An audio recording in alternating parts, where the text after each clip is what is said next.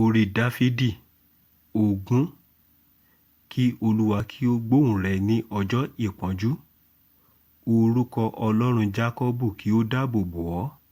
Kí ó rán ìrànlọ́wọ́ sí ọ láti ibi mímọ́ wá. Kí ó sì tì ọ́ lẹ́yìn láti Síónì wá. Kí ó rántí ẹbọ ọrẹ rẹ gbogbo. Kí ó sì gba ẹbọ sísun rẹ.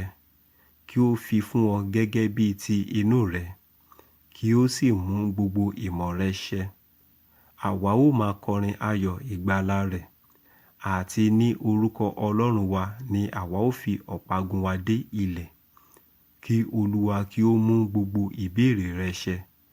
Nígbà yìí ni mo tó mọ̀ pé Olúwa ń gba ẹni òróró rẹ̀ là.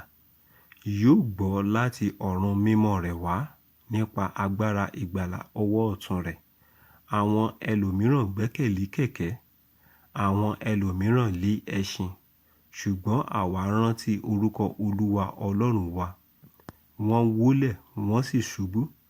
Ṣùgbọ́n àwa dìde àwa sì dúró ṣinṣin. Gbani Olúwa, kí ọba kí ó gbọ́ nígbà tí àwa bá ń kígbe pè é.